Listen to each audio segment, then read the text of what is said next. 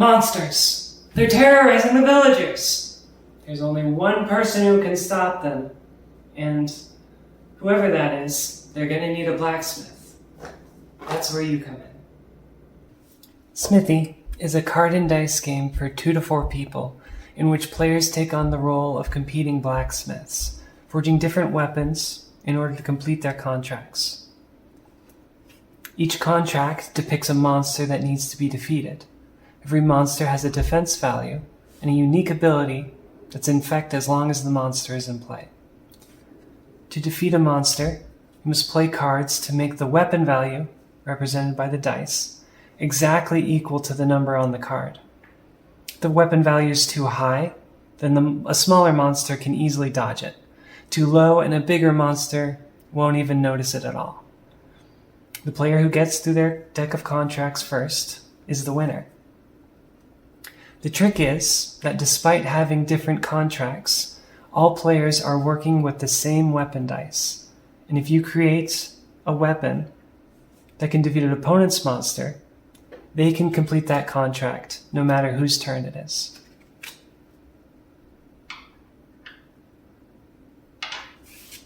So, on your turn you start with 5 cards in your hand, and you can play as many as you want before passing your turn to the next player. You can change the type of weapon you're working on to give the weapon dice a passive increase or decrease. You can add a mod to your weapon that increases or decreases the dice themselves.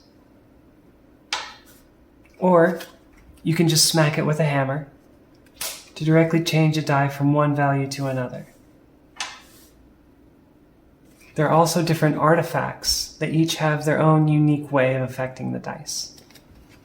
When the weapon value, the sum of the dice plus the weapon card, is exactly equal to the number on a contract card, that monster is defeated. You start a new weapon by rolling the dice, and then you reveal your next contract. When your turn's over, you have the choice of either storing a card from your hand or gaining a gold. If you choose to store a card, put it in front of you in one of your 2 storage piles. These piles start empty but will accumulate cards as the game goes on. On your turn, you can always play the top card of either storage pile as if it were in your hand. And if it's an artifact with a stored effect, you might be able to play it on an opponent's turn when its trigger happens. If you choose to gain a gold, you can spend that on a later turn to help you out of a jam. If any player's contract was defeated on your turn, you can both store a card and gain a gold. Once all that's said and done, you draw back up to 5 cards in hand. And then the next player takes their turn, working on the weapon where you left off. As soon as someone runs out of contract cards, the game ends, and that player is declared the winner. Thanks so much for watching. If you're interested in getting a copy, there'll be a link in the description. I hope you have as much fun playing it as I did making it.